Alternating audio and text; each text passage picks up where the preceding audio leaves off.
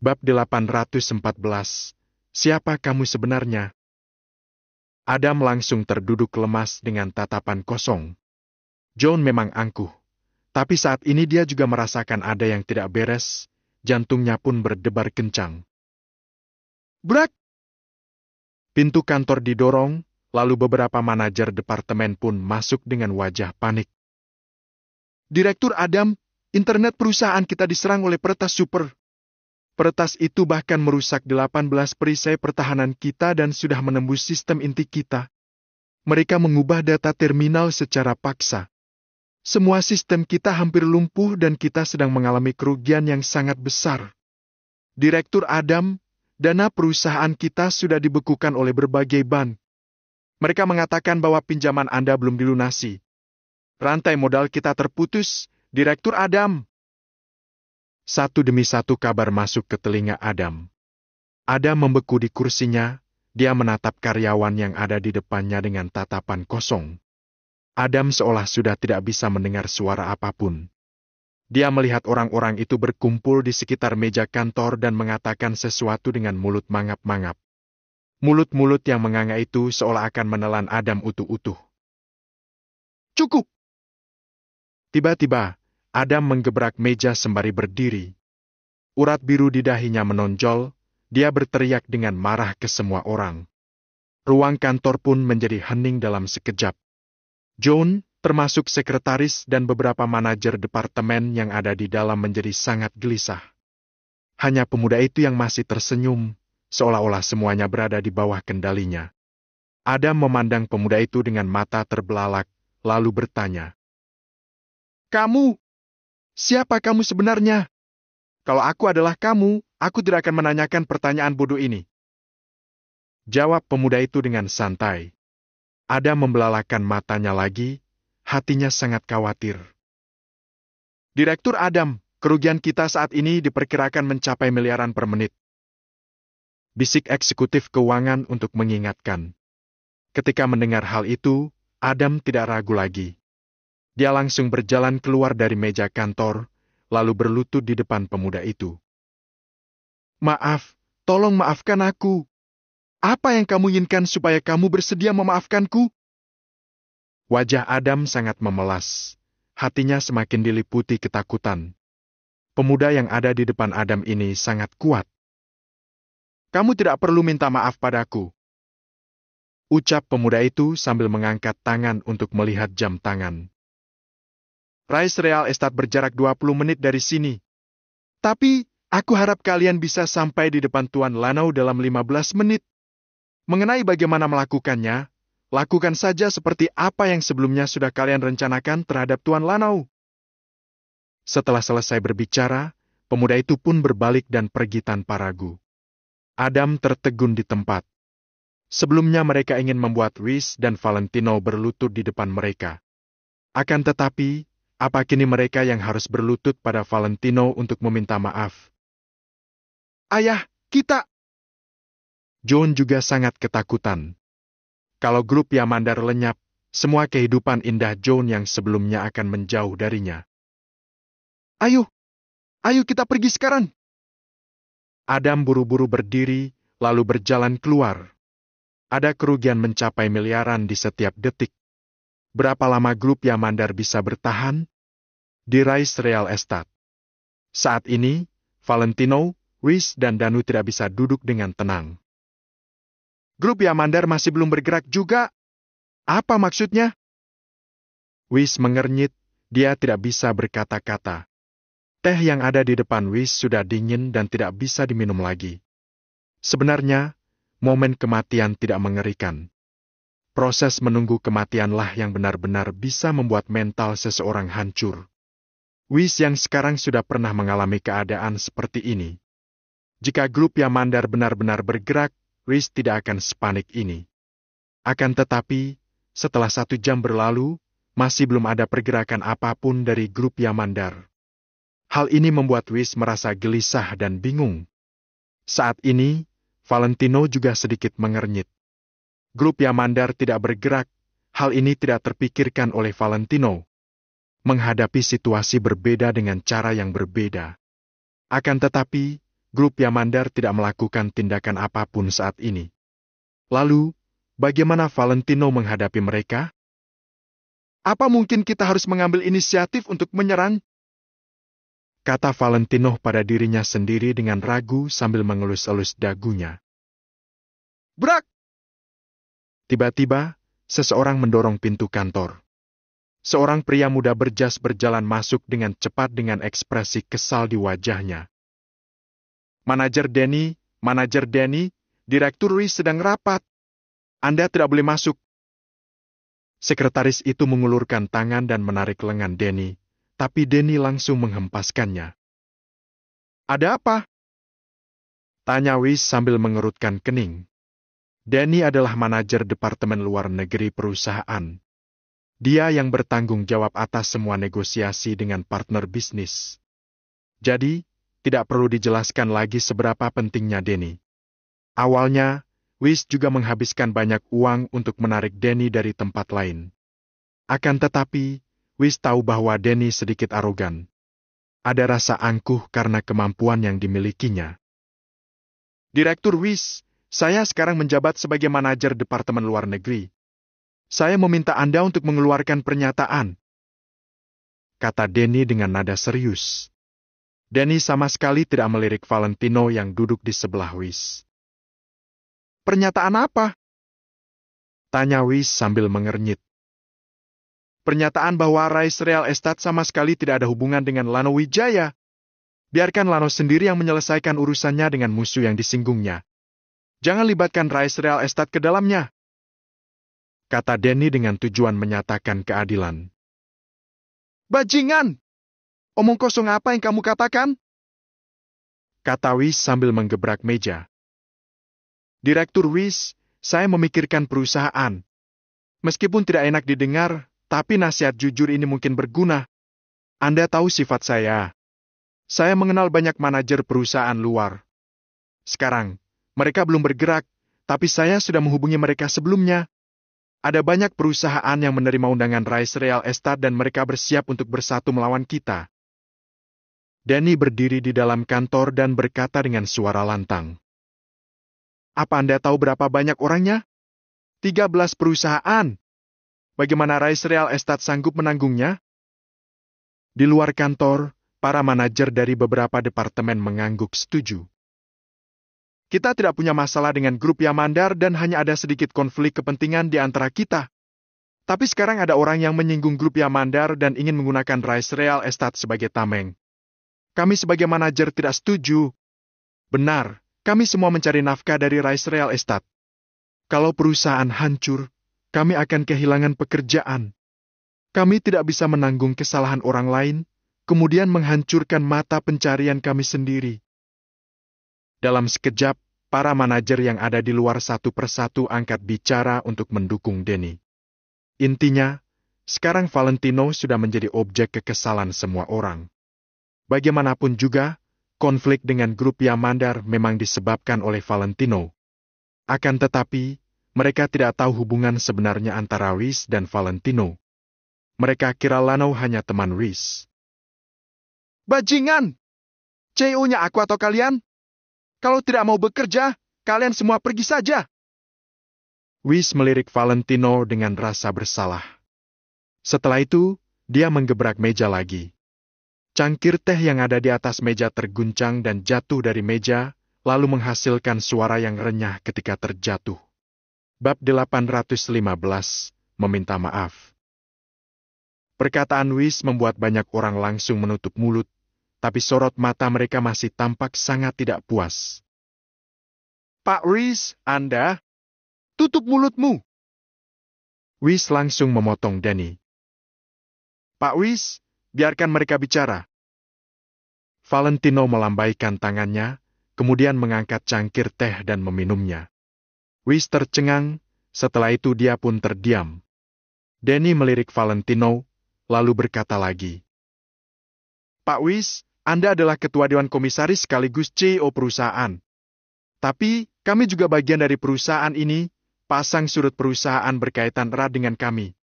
Seperti halnya ketika perusahaan mendapatkan keuntungan, maka kami pun akan mendapatkan keuntungan pribadi yang lebih banyak. Tapi kalau perusahaan bangkrut, maka keuntungan kami juga hilang. Anda adalah CEO. Bagaimana Anda bisa membuat keputusan bodoh seperti ini? Danny menatap Weiss dengan berani, terlihat bahwa kata-kata yang baru saja dia ucapkan berasal dari lubuk hatinya yang terdalam. Rice Real Estate tidak akan jatuh. Keuntungan kalian juga tidak akan berkurang.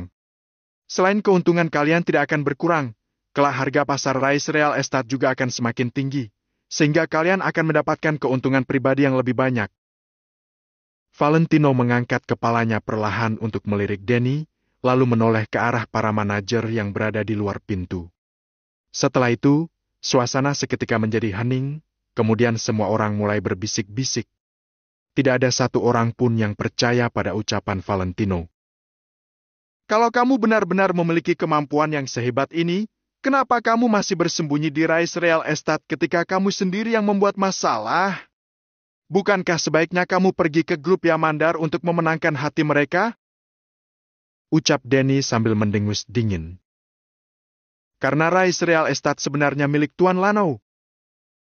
Tiba-tiba Weiss berteriak dengan nada dan ekspres yang serius. Apa?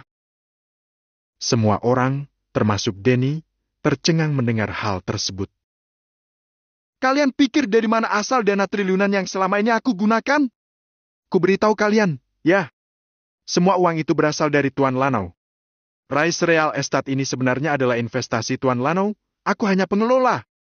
Sekarang, apa lagi yang ingin kalian katakan? Weiss menatap semua orang yang berada di sekitar sambil mengatakan hal yang mengagetkan. Saat ini, semua orang melihat ke arah Valentino dengan tatapan yang berbeda. Biasanya Weiss selalu bersikap serius di hadapan mereka, jadi dia tidak akan pernah bercanda akan hal semacam ini. Rupanya Lano Wijaya adalah orang di balik Rice Real Estate. Setelah terdiam sesaat, Danny berkata dengan pelan. Siapapun CEO perusahaan ini, kami semua tidak ingin melihat Rice Real Estate hancur. Butuh waktu berbulan-bulan hingga akhirnya Rice Real Estate bisa berkembang mencapai titik saat ini. Saya yakin Pak Weiss juga tahu berapa banyak uang yang sudah kami keluarkan selama proses ini. Weiss terdiam setelah mendengar perkataan Danny. Pak Weiss, Pak Manajer, Pak Adam dari grup Yamandar telah datang. Tiba-tiba terdengar teriakan seseorang dari arah luar pintu. Seorang satpam sedang berlari masuk sambil terhuyung-huyung. Apa? Semua orang, termasuk Valentino, mengangkat kepala mereka karena terkejut. Untuk apa Adam Yamandar dari grup Yamandar datang ke Rice Real Estate? Apakah dia datang untuk memberikan ultimatum? Adam pasti datang untuk mencemooh kita layaknya seorang pemenang atau untuk memberi kita ultimatum. Danny tampak cemas dan marah. Bukan, bukan. Jawab satpam itu terbata-bata. Saat mendengar perkataan satpam itu, Danny tercengang, kemudian menolehkan kepala dan bertanya. Apa maksudmu? Semua orang pun melihat satpam itu. Dia datang dengan anaknya, John. Sekarang mereka berdua berada di lantai bawah. Ada apa dengan mereka berdua? Cepat katakan. Tanya Danny dengan tidak sabar sambil menggertakkan giginya. Setelah menarik napas dalam-dalam, satpam itu pun akhirnya berkata. Mereka berdua sedang berlutut di lantai bawah.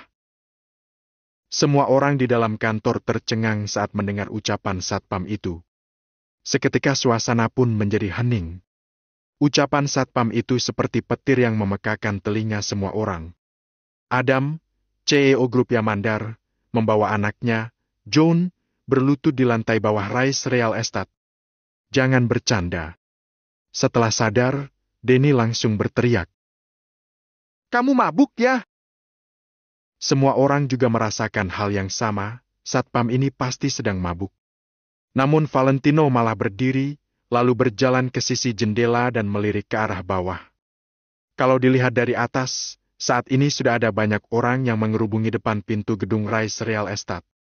Di antara orang-orang yang sedang berkerubung, ada 2 orang yang sedang berlutut di depan Rice Real Estate. Meski melihatnya dari ketinggian beberapa puluh meter, Valentino masih bisa mengenali John. Valentino mengerutkan alisnya.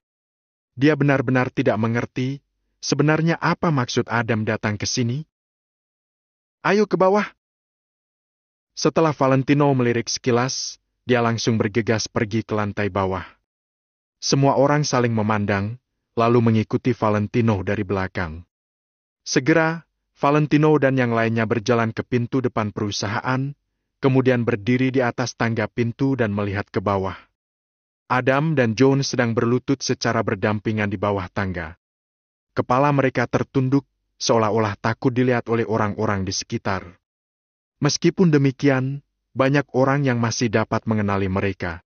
Saat ini keduanya sedang berlutut di tanah dengan ranting di punggung mereka tanpa mengatakan sepatah kata pun.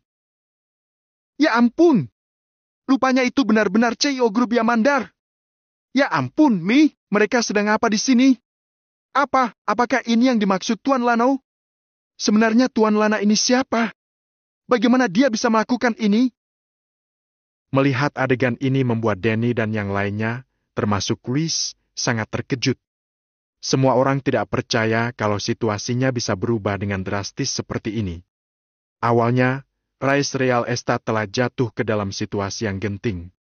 Bahkan banyak karyawan yang sudah bersiap untuk pindah. Mereka baru saja mencari perusahaan baru dan membuat CV. Beberapa dari mereka bahkan sudah mengirim CV. Namun sekarang, grup Yamandar yang seharusnya menjadi pemenang ini justru berlutut di depan Rice Real Estate. Selain itu, mereka juga membawa ranting di punggung mereka. Apakah mereka sedang meminta maaf? Bahkan Valentino pun merasa bingung, tapi dia berusaha untuk tetap terlihat tenang. Tuan Lanau, kami salah. Tidak seharusnya kami bersikap angkuh terhadap Anda. Kami harap Tuan Lanau bisa memaafkan kami dan melepaskan grup Yamandar. Setelah melihat Valentino berjalan keluar, meskipun sempat ragu, Adam tetap meminta maaf sambil menundukkan kepalanya. Sikap Adam terlihat sangat rendah hati. Perkataan Adam lagi-lagi membuat semua orang tercengang. Apakah Adam benar-benar datang ke sini untuk mengakui kesalahannya atau mengakui kesalahannya pada Valentino? Bab 816, telepon dari Jackson. Manajer Danny dan yang lainnya, termasuk Chris dan Danu, merasa seolah sedang bermimpi. Sebagian besar orang malah berpikir apakah Adam sedang demam sehingga otaknya terbakar. Siapapun tidak menyangka grup Yamandar akan datang untuk meminta maaf kepada Valentino. Kekuasaan Rice Real Estate memang besar, tapi kekuasaan itu tidak cukup besar di hadapan grup Yamandar yang merupakan Raja Kota Vero. Akan tetapi, kenapa sekarang malah menjadi Lanau yang berkuasa? Adam tidak ada waktu untuk memedulikan pendapat orang lain. Dia mendorong John, lalu membisikkan sesuatu. John menggertakkan giginya. Akhirnya, dia berkata dengan enggan. Tuan Valentino, maafkan saya tidak seharusnya mencari masalah dengan Anda. Mohon Anda memaafkan saya dan melepaskan keluarga kami. Pada saat ini, John dan Adam berlutut meminta maaf kepada Valentino. Semua orang kaget melihat ini, seolah-olah mereka tidak dapat mempercayai telinga mereka. Seandainya kalau ada orang yang bercerita bahwa Adam dan John telah berlutut dan meminta maaf kepada seseorang, mereka tidak akan mempercayainya. Namun, fakta berbicara lebih keras saat dilihat oleh mata dan bukan didengar oleh telinga. Sekarang mereka sedang melihat dengan mata kepala mereka sendiri. Fakta ini tidak bisa dimanipulasi oleh pihak manapun. Banyak yang kaget melihat ini. Pandangan mereka terhadap Lanau berubah dan mulai menatap Lanau dengan kagum dan hormat. Pemuda yang penampilannya biasa ini justru adalah tokoh besar yang bisa melihat dan mengetahui segalanya.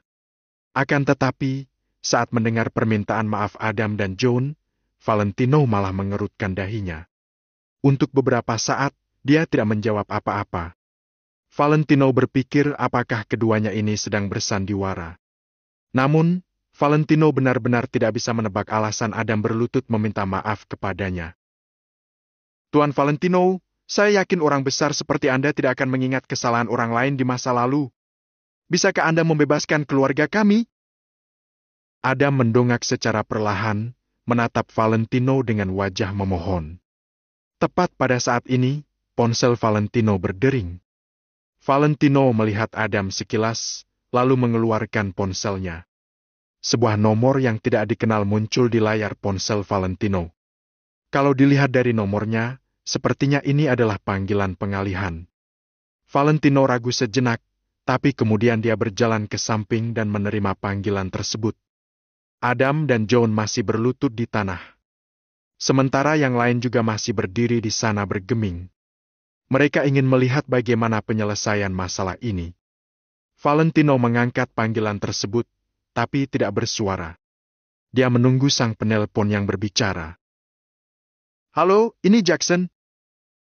Tiba-tiba, terdengar suara yang tidak asing bagi telinga Valentino. Kalimat pertama yang keluar dari mulut Jackson diucapkannya dengan formal. Seolah-olah dia tidak yakin siapa yang sedang dia hubungi. Begitu mendengar suara ini, Valentino merasa gugup. Apakah kemunculannya di publik akhir-akhir ini telah diketahui oleh orang lain yang di luar kota Vero? Valentino tidak yakin, dia merasa mungkin Jackson salah sambung. Makanya Valentino tidak mengucapkan sepatah kata pun, dia bahkan mengatur pernapasan agar napasnya terdengar ringan. Di ujung telepon, Jackson terdiam sejenak, lalu berkata, "Kalau kamu bisa mendengar suaraku, mohon ketuk ponsel ini 2 kali." Valentino tertegun. Lalu, dia mengetuk ponselnya 2 kali. "Masalah grup Yamandar adalah hadiah dariku. Apakah aku sudah mendapatkan kepercayaanmu?" kata Jackson sambil tertawa dengan penuh arti. Valentino langsung paham maksud Jackson. Tidak mudah menghadapi grup Yamandar jika hanya dengan mengandalkan kekuasaan grup global. Pantas saja Adam sampai membawa John untuk datang minta maaf kepada Valentino. Begitu memikirkan hal ini, Valentino pun menggeleng-geleng kepalanya. Karena Jackson yang melakukan ini, itu berarti Jackson sudah mengetahui keberadaan Valentino. Kalau Jackson ingin melawan Valentino, dia sama sekali tidak perlu melakukan hal lain. Dia cukup menyampaikan kepada keluarga Wijaya kalau Valentino masih hidup. "Tuan Jackson," sapa Valentino.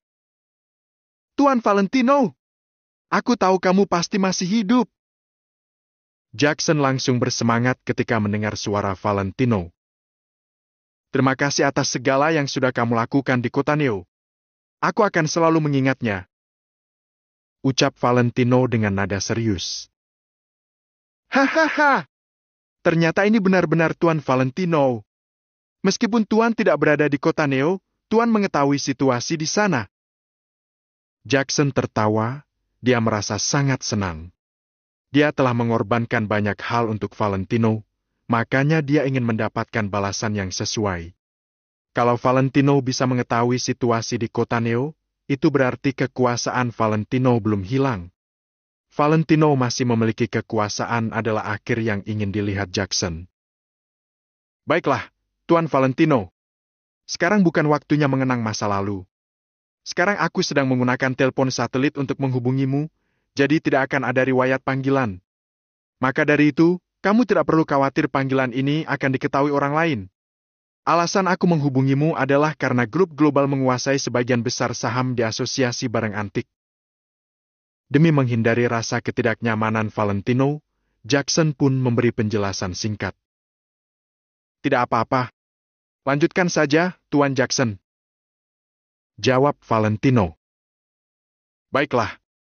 Tanpa perlu memperpanjang topik, aku ingin mengatakan bahwa ada 2 pilihan yang akan dijalani oleh grup Yamandar. Pertama, kamu menerima permohonan maaf mereka. Atau kedua, kamu lanjutkan pencapaian kemenanganmu dengan membubarkan grup Yamandar, lalu mengambil alih perusahaan mereka. Setelah itu, akan ada orang-orang dari grup global cabang kota Vero yang akan bergabung dengan anak buahmu.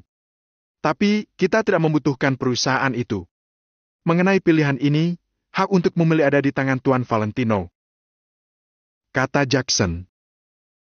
"Terima kasih, Tuan Jackson," ucap Valentino sambil menganggukkan kepala. "Tidak masalah. Aku tahu rencana Tuan Valentino. Di kota Vero, kamu tidak perlu ragu untuk bertindak.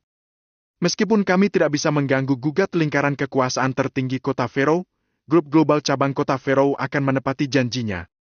Kali ini aku akan diam-diam membantu Tuan Valentino untuk menguasai kota Vero. Tapi untuk masalah yang lain, kami tidak bisa membantu Tuan Valentino. Lagi pula, keluarga Wijaya Kotakama. Jackson ingin mengatakan sesuatu, tapi tidak jadi. Valentino mengangguk, lalu berkata, Tuan Jackson, terima kasih banyak sudah melakukan ini semua. Ucapan Valentino tulus. Sangat sedikit orang yang berani menghadapi ataupun menentang keluarga Wijaya Kotakama. Namun, Jackson sudah membuat keputusan ini. Hal ini sangat mengejutkan Valentino. Mengenai alasan kenapa aku bersedia membantu Tuan Valentino, akan kuberitahu saat kita bertemu. Ujar Jackson dengan nada serius. Baik. Ucap Valentino dengan singkat sambil menganggukkan kepala. Tuan Valentino, lebih baik kamu segera mengurus masalah grup Yamandar. Kalau dalam waktu 5 menit kamu tidak menghubungiku, grup Yamandar Kota Vero akan kami bubarkan. Selain itu, setelah urusan ini selesai, ada hal lain yang ingin aku sampaikan padamu. Jackson ragu sejenak, tapi dia memilih untuk mengatakannya. Kalau Jackson menceritakan apa yang sedang terjadi di kota Neo, mungkin hal ini akan mengacaukan rencana Valentino. Akan tetapi, masalah seperti ini tidak bisa disembunyikan dari Valentino. Kalau tidak, hal ini akan merenggangkan hubungan keduanya. Makanya, Jackson merasa Valentino berhak mengetahuinya. Baiklah. Jawab Valentino, lalu dia menutup telepon. Saat Valentino kembali, semua mata tertuju kepadanya. Sementara Valentino yang sekarang merasa sangat percaya diri. Bab 817 harus dibubarkan. Sebelumnya Valentino tidak percaya diri karena dia tidak tahu kenapa Adam melakukan hal seperti ini. Dia mengira mereka sedang bermain trik. Sekarang dia sudah memahami semua masalahnya. Jadi tentu saja Valentino sangat percaya diri. Valentino melirik kedua orang itu, lalu berkata, Berdirilah. Saat mendengar itu, Adam merasa senang. Dia menatap Valentino dan bertanya dengan emosional. Tuan Lanau, Anda telah memaafkan kami?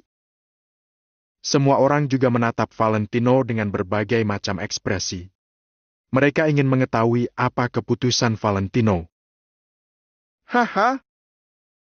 Valentino tertawa dengan penuh arti, sorot matanya tampak mengejek.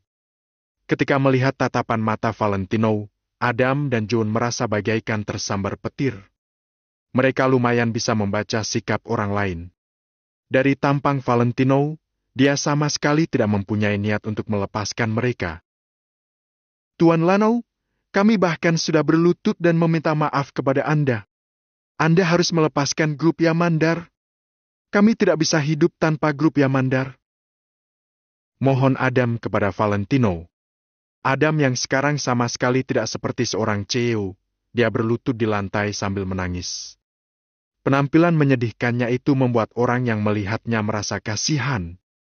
Valentino melihat Adam dengan datar, hatinya tidak tergerak sedikit pun.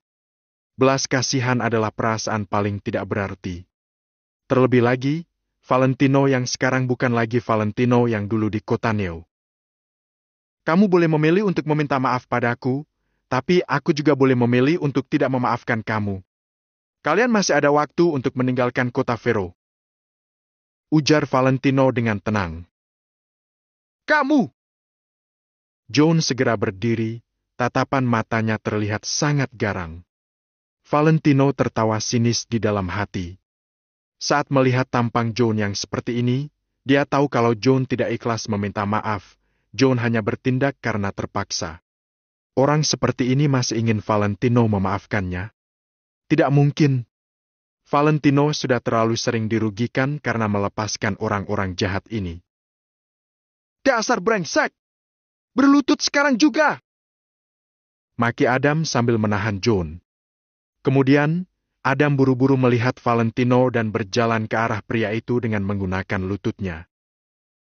Tuan Lanau, kami benar-benar tidak tahu diri. Mohon lepaskanlah kami. Setelah Adam mengatakan itu, dia langsung bersujud kepada Valentino. Semua orang kembali tercengang. Adam, seorang CEO grup Yamandar, telah bersujud untuk meminta maaf kepada Valentino di hadapan semua orang. Sebenarnya siapa pemuda bernama Lano Wijaya ini? Hai MPH, tidak perlu banyak bicara lagi. Seluruh kota Vero kalau grup Yamandar harus dibubarkan. Begitu Valentino mengatakan itu, semua orang langsung tercengang. Dia bahkan tidak menerima permintaan maaf walau orang lain sudah berlutut. Ternyata Lano ini begitu kejam.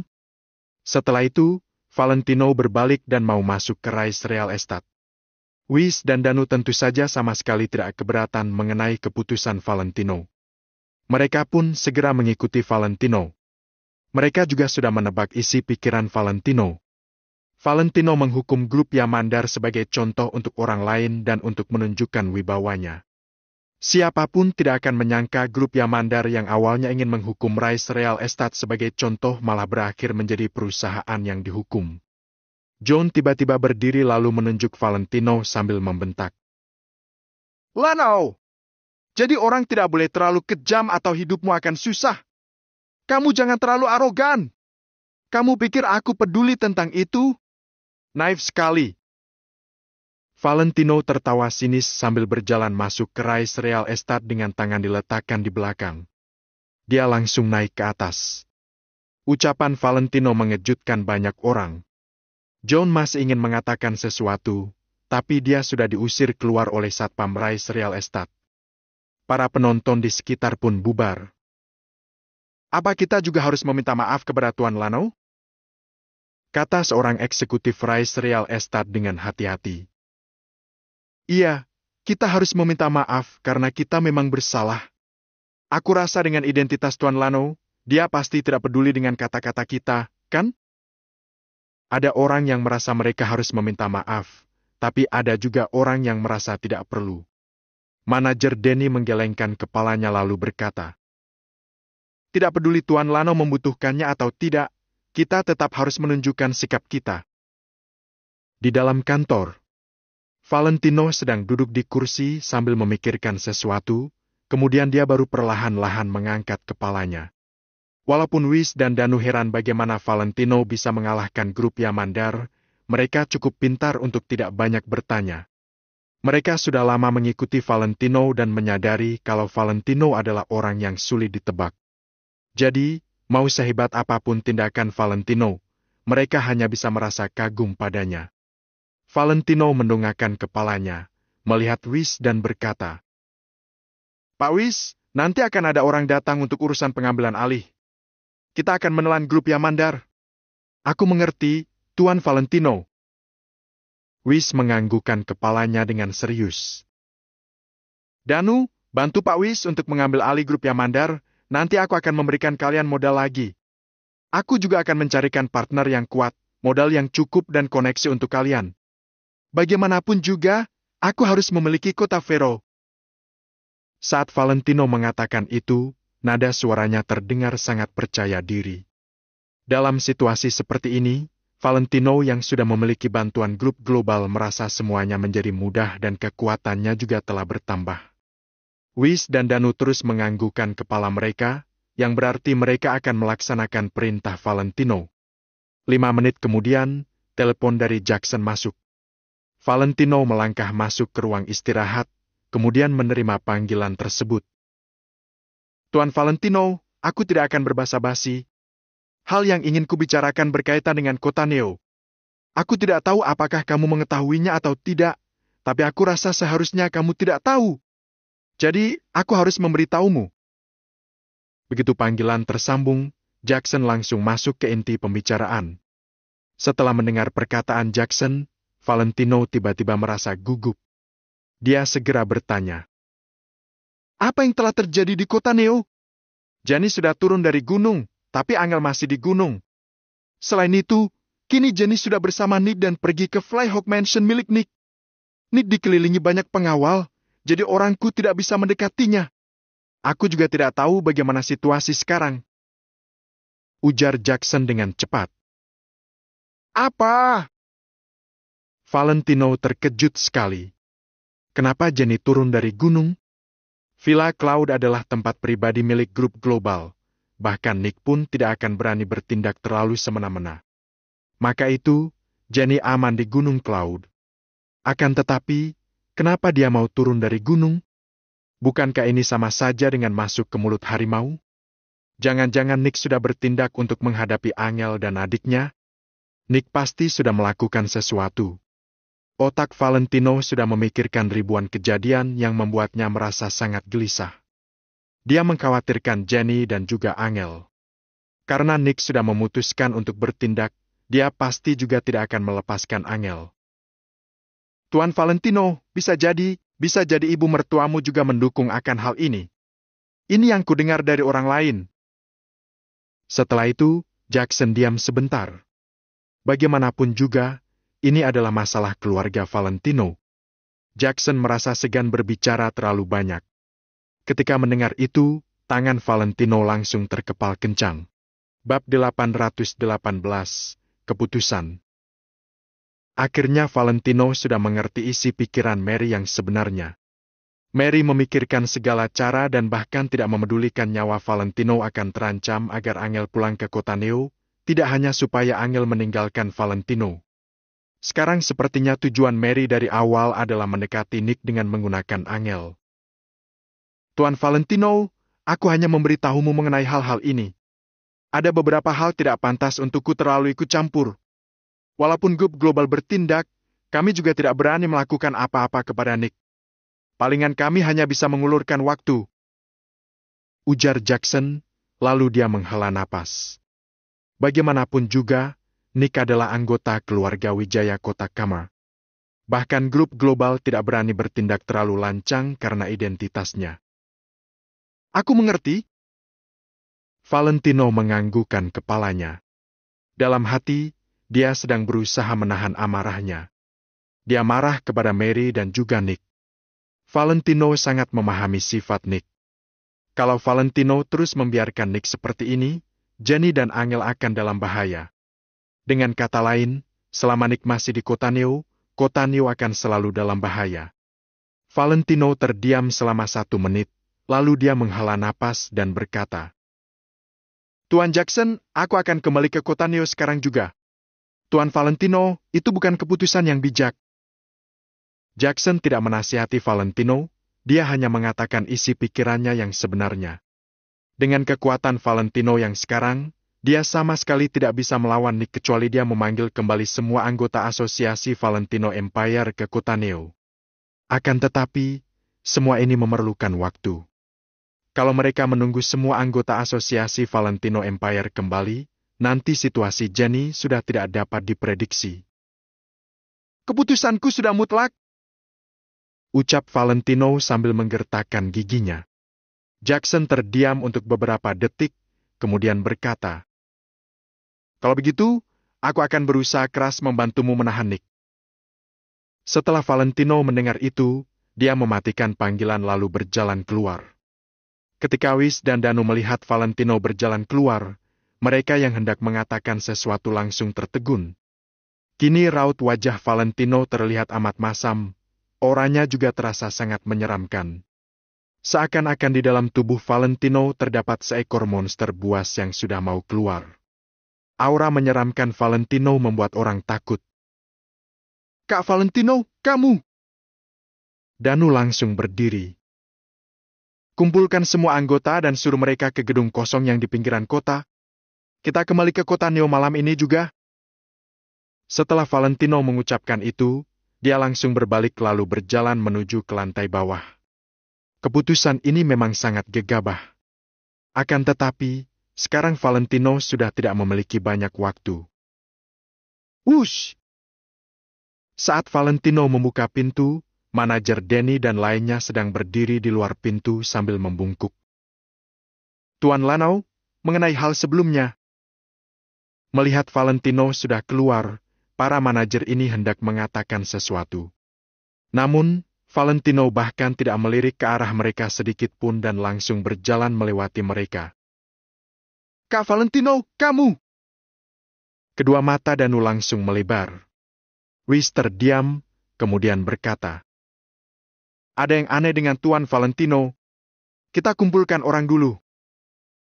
Danu menghela napas, kemudian dia segera mengeluarkan ponselnya dan mulai mengumpulkan para anggota.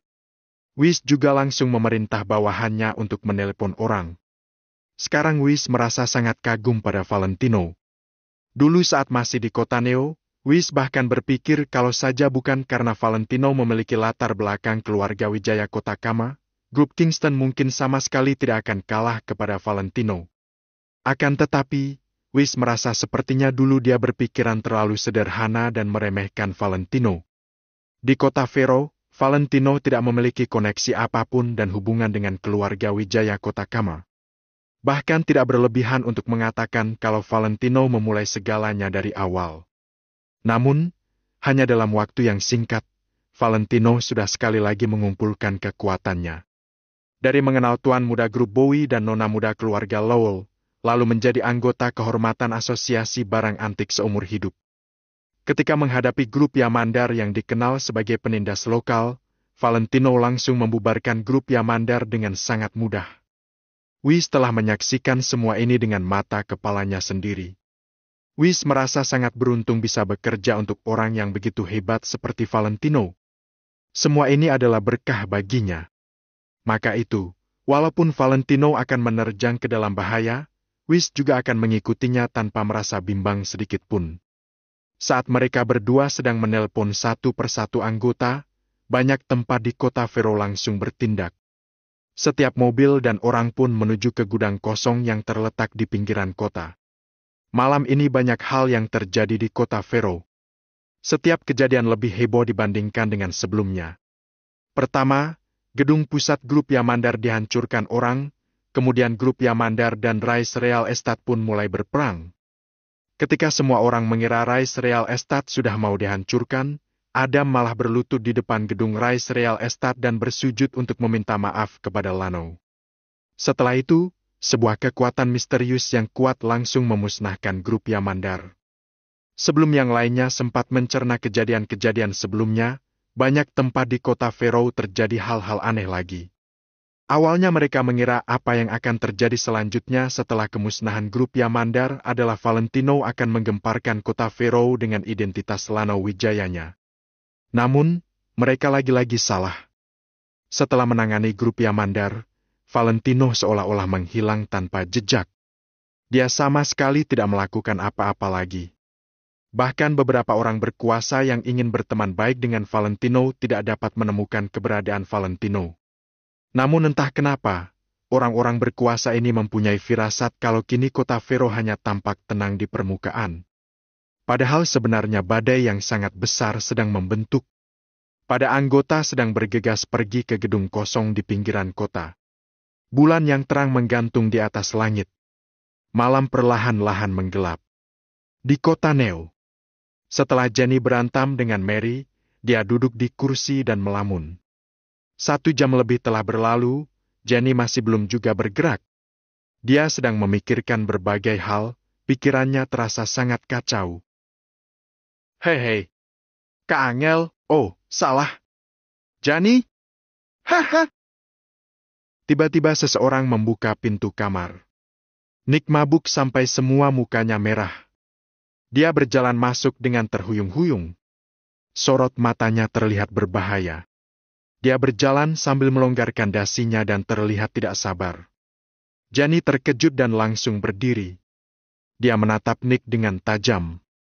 Meskipun Jenny terlihat acuh tak acuh, sebenarnya dalam hati dia merasa sangat gugup. Jangan takut, aku tidak akan memakanmu. Tapi, nanti kamu yang akan memakanku, haha. Saat melihat tampang Jenny, Nick pun tertawa terbahak-bahak. Malam ini, karena ada Jenny, Nick sengaja tidak minum terlalu banyak. Jadi, meskipun kepalanya sedikit pusing, Nick masih termasuk sadar. Dia tidak minum sampai benar-benar mabuk dan tak sadarkan diri. Bukankah kamu ingin menjadi tameng kakakmu? Kalau begitu, kamu seharusnya tahu kalau hal ini akan terjadi. Kamu akan melakukan hal yang untuk sementara tidak bisa dilakukan oleh kakakmu. Untuk saat ini, kakakmu tidak bisa melayaniku. Jadi kamu yang akan menggantikannya. Seulas senyuman licik tersungging di bibir Nick, kemudian dia langsung berjalan mendekati Jenny. Bab 819, Melawan. Jani menggertakkan giginya sambil berjalan mundur. Mau lari kemana? Nick tidak ingin membuang-buang waktu dan langsung memeluk Jani. Minggir! Saat ini Jenny merasa sangat jijik, dia pun langsung mendorong Nick. Jenny tiba-tiba teringat akan Valentino. Ketika berhadapan dengan Valentino, Jenny bersedia untuk memeluk Valentino. Namun, pria lain selain Valentino membuat Jenny merasa sangat jijik. Ketika Nick didorong oleh Jenny hingga menjauh, tatapan matanya langsung menjadi sinis. Kamu cari mati? Ya. Kamu ingin sekali aku bertindak kasar padamu? Nick menatap Jenny dengan tajam. Jenny balik menatap Nick, dia terpaksa berkompromi untuk saat ini. Dia pun berkata, Aku belum mandi. Untuk apa mandi? Orang-orang bodoh di film itu bukannya langsung melakukannya, tapi malah membiarkan wanita mereka pergi mandi. Begitu si wanita pergi mandi, pasti terjadi sesuatu pada si pria. Aku tidak bodoh. Kita lakukan dulu, setelah itu kamu baru pergi mandi. Setelah Nick mengatakan itu, dia langsung menerkam Jenny. Jenny tidak sempat melawan, Nick langsung melingkarkan lengannya di pinggang Jenny. Lepaskan aku! Jenny terus-menerus meronta untuk menyingkirkan Nick. Haha! Melawanlah! Semakin kamu melawan, aku merasa semakin senang. Nick tertawa terbahak-bahak. Dia mengulurkan tangannya dan hendak melakukan sesuatu. Jenny menggertakkan giginya, kemudian dia tiba-tiba berbalik dan menghantam kepalanya ke dinding. Aku tidak akan membiarkanmu meskipun aku harus mati. Maki Jenny. Haha! Mati sana! Setelah kamu mati, aku akan pergi ke Gunung Cloud sekarang juga, menghabisi 10 pengawal di sana, lalu menculik kakakmu. Seulas senyuman sinis tersungging di bibir Nick, kemudian dia tertawa. Nick sama sekali tidak panik dengan tindakan Jenny. Sudah banyak sekali wanita setia yang ingin bunuh diri di kamar ini. Akan tetapi, begitu Nick mengancam mereka dengan keluarga mereka atau yang lain, itu selalu berhasil mendiamkan wanita-wanita itu. Nick sangat bangga akan hal ini. Dia merasa dia sudah mengetahui rahasia sifat manusia. Begitu dia mengancam dengan menggunakan kelemahan lawannya, semuanya akan berjalan dengan lancar. Kenyataannya memang begitu. Begitu mendengar ucapan Nick, seluruh tubuh Jenny membeku, dia juga sudah berhenti meronta. Benar juga. Tadi Jenny terlalu emosional sehingga dirinya lupa kenapa dia bersedia turun dari gunung. Dia melakukannya demi melindungi Angel dan David. Mati itu mudah. Kalau Jenny mati, dia memang sudah terlepas dari penderitaan ini. Akan tetapi, bagaimana dengan keluarganya? Ketika memikirkan ini, hati Jenny pun terasa hampa. Keputusasaan menyelimuti hatinya. Tepat pada saat ini, Jenny semakin mengerti maksud kata-kata Mary. Lebih baik mati daripada hidup. Dia juga memahami satu kebenaran lagi. Ketika kamu tidak berdaya dan diinjak oleh orang lain, kamu bahkan tidak mempunyai hak untuk mati. Jenny pasrah, kemudian dia perlahan-lahan menjadi diam dan merasa tenang. Dia akan menerima nasibnya. Terkadang, kamu harus menerima nasibmu. Kalau menyerahkan dirinya dapat ditukarkan dengan keamanan Angel dan David untuk selamanya, maka Jenny tidak akan ragu sedikit pun. Hei, coba benturkan kepalamu, Jenny. Nick tertawa sinis, dia mengulurkan tangannya untuk membelai wajah Jenny. Jenny tidak mengucapkan sepatah kata pun dan membiarkan Nick mengelus pipinya. Dia seakan-akan sudah mati dan tidak melawan lagi. Cahaya di matanya pun sudah redup. Pada saat ini, Jenny terlihat sangat putus asa. Namun, Nick sama sekali tidak peduli. Dia tidak perlu mendapatkan hati wanita manapun, dia hanya perlu mendapatkan tubuh mereka. Ayo, sini! Haha! Nick melepaskan dasinya dan membuka kancing kerahnya. Kemudian, dia memeluk Jenny lagi. Sedangkan Jenny hanya membeku. Dia berdiri diam di tempat, tidak mengelak maupun menghindar. Bam! Bam! Bam! Pada saat ini, tiba-tiba ada orang yang menggedor pintu kamar. Nick langsung menoleh, dia marah-marah dengan mata terbelalak. Aku sudah bilang berapa kali? Ketika aku sedang bersama wanita, siapapun tidak boleh menggangguku. Walaupun langit runtuh, kalian harus menahannya dan biarkan aku menyelesaikan aktivitasku dulu. Orang di luar pintu sudah berhenti menggedor, kemudian terdengar suara Marco yang berkata, Tuan Muda Nick, ada masalah besar. Begitu mendengar suara Marco, Nick merasa sedikit lebih sadar. Bagaimanapun juga, di kota Neo, Nick mengandalkan Marco untuk merencanakan semuanya. Keberadaan Marco seperti seorang penasihat perang. Sekarang Marco bahkan berkata ada masalah besar, itu berarti seharusnya benar-benar telah terjadi masalah serius. Masuk, ucap Nick sambil mengernyit. Baik, Tuan Muda Nick. Jawab Marco, lalu dia membuka pintu kamar dan masuk ke dalam kamar. Nick melirik Jenny sekilas dan berkata dengan kesal. Ada apa? Cepat katakan. Penanggung jawab grup global telah datang. Bisik Marco, sorot matanya terlihat serius. Bagaimanapun juga, kekuatan grup global benar-benar tidak boleh diremehkan. Apa? Grup global? Untuk apa mereka datang ke sini? Nick terkejut mendengar itu. Dia tidak pernah menyangka orang grup global akan mencarinya. Karena masalah Angel, hubungannya dengan grup global tidak baik. Saya tidak tahu. Katanya dia ingin mendiskusikan satu bisnis besar dengan Tuan Muda Nick. Jadi, Tuan Muda Nick, saya merasa ini adalah sebuah kesempatan. Usul Marco. Bisnis besar? Aku tidak mau. Usir mereka. Dulu grup global mempunyai hubungan yang baik dengan Tommy. Sialan, aku langsung emosi begitu memikirkannya. Maki Nick dengan alis berkerut. Saat Jenny yang raut wajahnya tadi terlihat kosong dan pasrah mendengar nama Tommy, sorot matanya yang redup tiba-tiba kembali bersinar.